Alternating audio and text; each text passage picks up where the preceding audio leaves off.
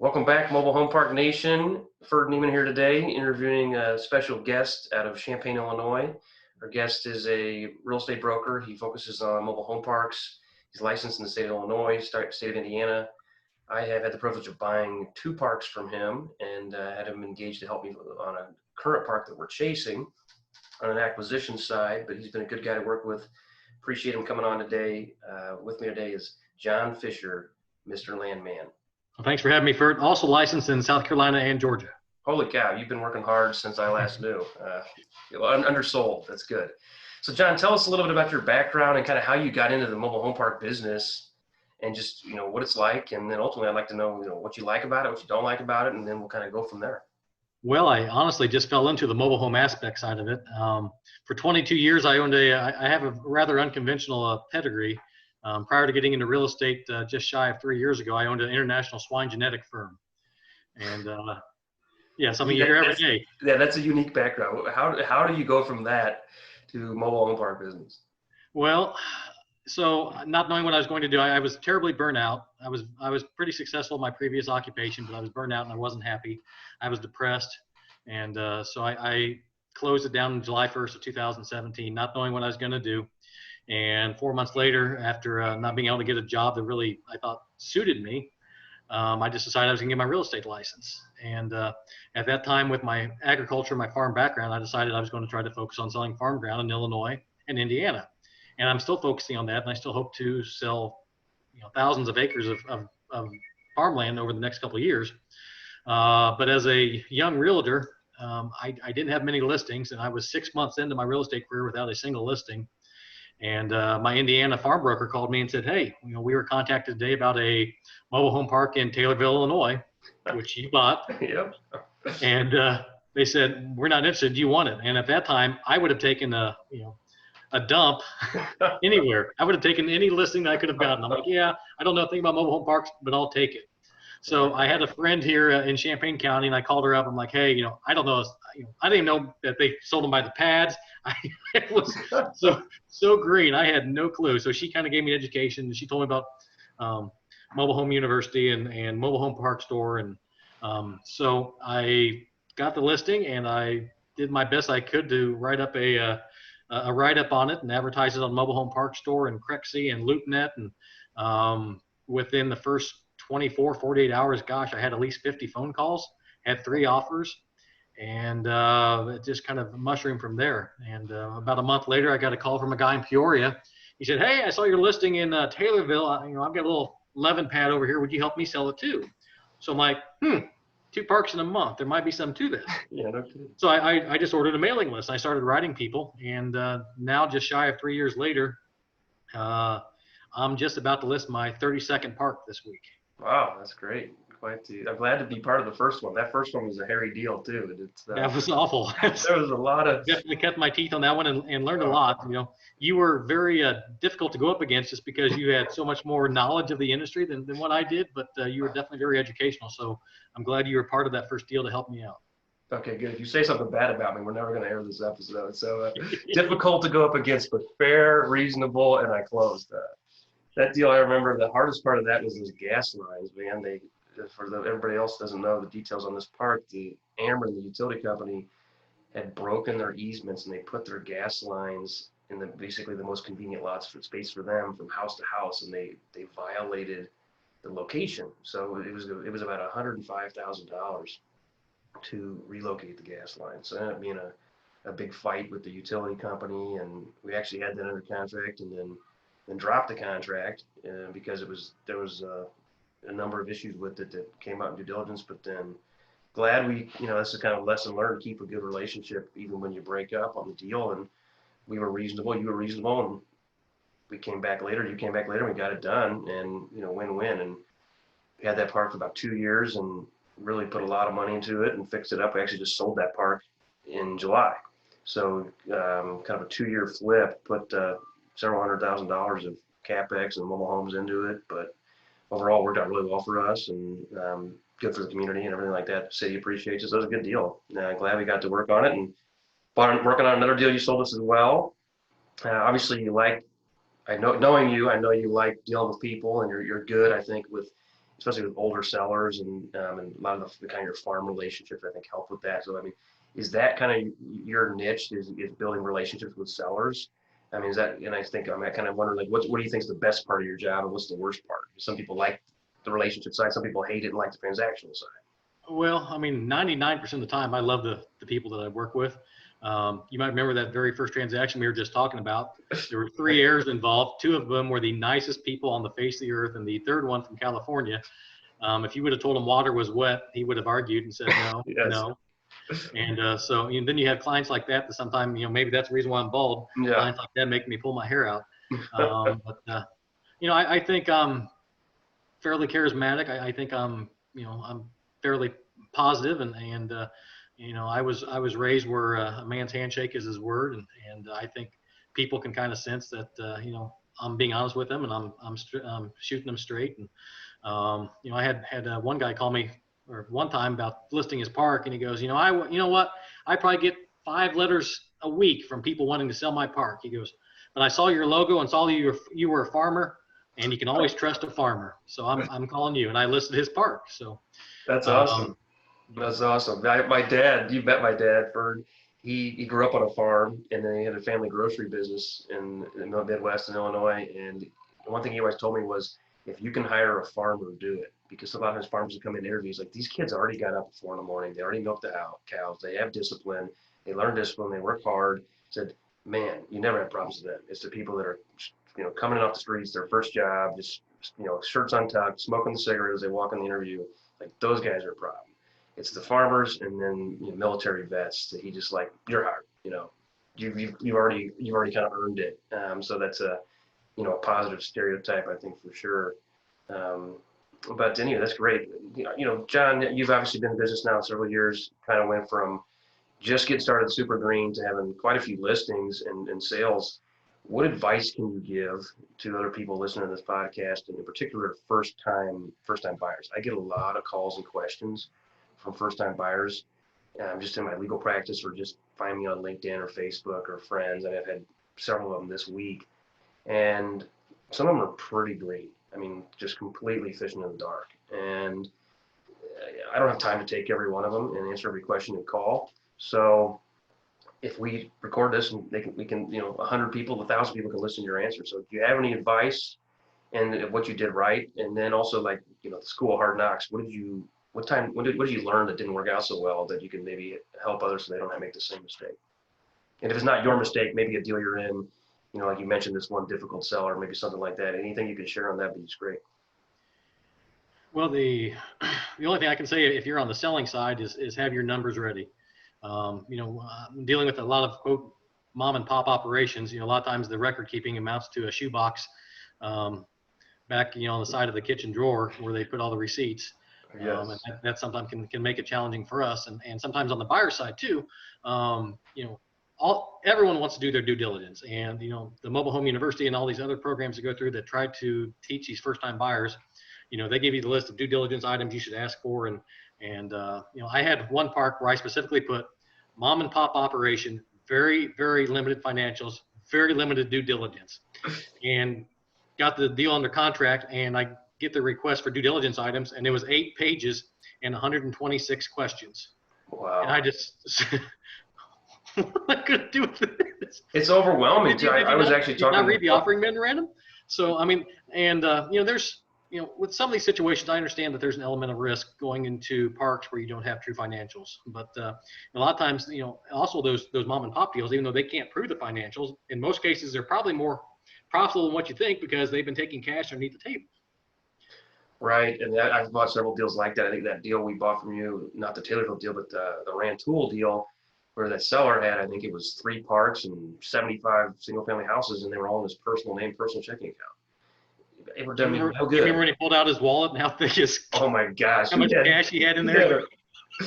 He had 100 checks and thousands of dollars in there, and in debt, and I was telling somebody yesterday, that's the most stubborn old man I've ever met. That guy, he wanted, it was like 7, 17, and 54 units, and he's like, 500 each. Like, the 7-unit part can't be worth as much as empty, 500 each. $500K in my jeans. I remember like that was yesterday. Just like, and then we had the signed contract, and he said, "So can I have my money now?" We're like, "No, we're gonna like do some due diligence and stuff." Oh, okay, well, whatever, cash, check, I don't care. And I legitimately think old Jack, he thought I was gonna give him a duffel bag full of $500,000, and he was a little disappointed that he had to go home with nothing. But we got it done. That was another fun one. But no, that's definitely great.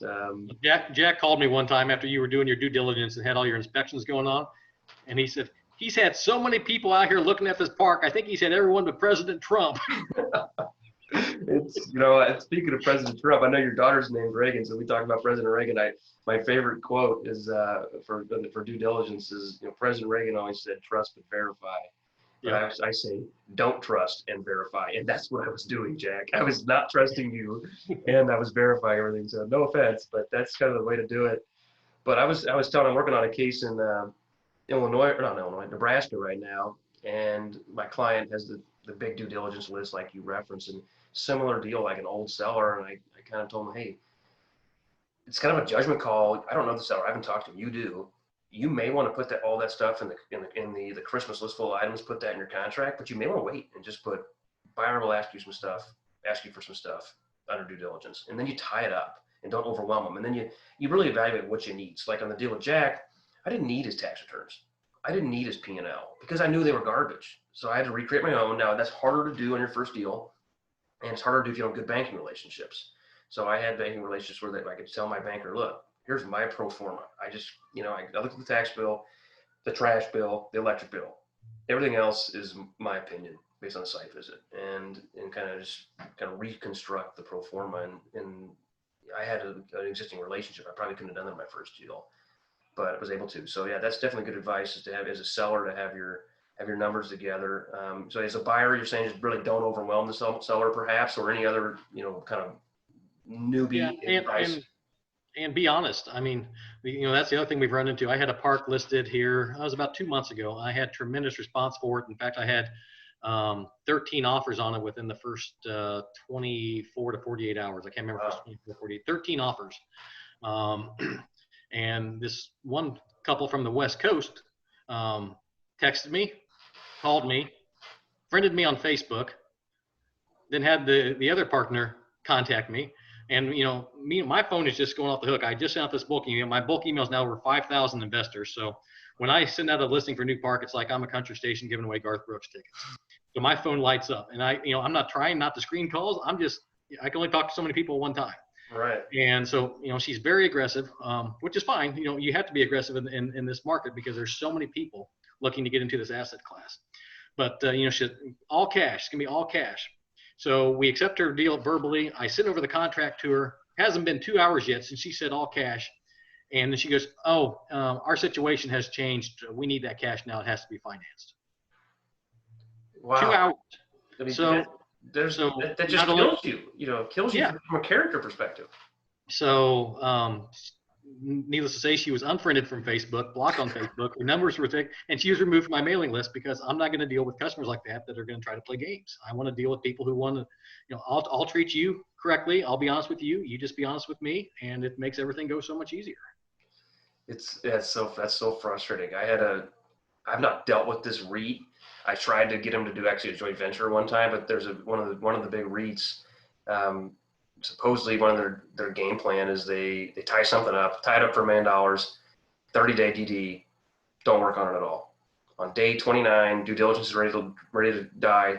They'll send a letter or an email. We need a 25% concession, or we're not going to close. Get those all the time. And they didn't do any work. Like versus you saying, me and that guy example, Jack, I'm on site. It's obvious I'm working the deal. I'm trying to make work. It was just a bluff. And then if the story is, if the person says no, they just move on. If the person says yes, then they say, okay, now we got it priced at a reasonable price. Now we start looking at it. It's like, if I was the seller, it would piss me off so much. And I don't know how you can become a big player and have that kind of, MO, but apparently that's what it's like. So, it's unfortunately it's more common than you would think.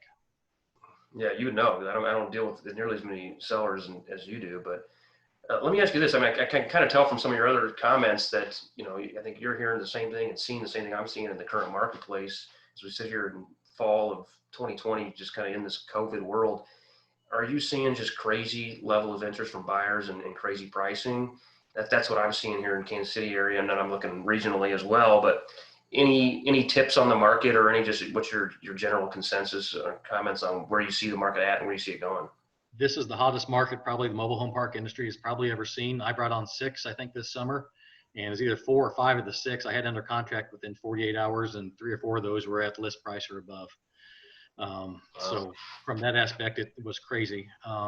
Just to give you a little idea of how much or how many more investors are looking into this asset class right now, I think in November my email mailing list had 1,400 members, and now I'm at over 5,000. Wow. And those are just people who have contacted me on Mobile Home Park Store, maybe Crexy or LoopNet, or however they found me. But I basically harvest those every time someone contacts me. I harvest those email addresses, and Sure. So I'm to the point now where I really don't need to advertise online. I can pretty much, from a mom and pop deal to, a 10, $15 million park, every one of my mailing lists, I feel confident I could sell every park I could get just from my mailing list I have right now. That's unbelievable. And what's unbelievable too is, one, you haven't been in the business for 25 years. That's all relatively recent, list accumulation. But then also you're in the Midwest. I know you've got licenses and done some deals outside, but I don't think you've done anything on the West Coast or the Northwest, for example. So none of those buyers have seen your listings out there, and that are finding you in the Midwest and then get in contact with your Midwest deals. And that's just showing, I think, the level of national interest. I mean, I'm seeing the same thing. And that's why I've been looking more lately at joint venture and kind of coming in as a lawyer or a partner on deals, because I'm just doing it by myself or just dad and me. The pricing's so crazy. There's deals going for 3, 4, 5 cap. I'm just not going to pay a 4 cap on a deal. It doesn't make sense. Now, if I've got investor pool that has a different fact pattern or different yield requirement, then maybe I can take 30% of the deal and then give them 70% with a pref return and some sort of with a cash on cash return that fits their profile. But it's unbelievable. I don't think it's a bubble personally. I think it's just the secret's out.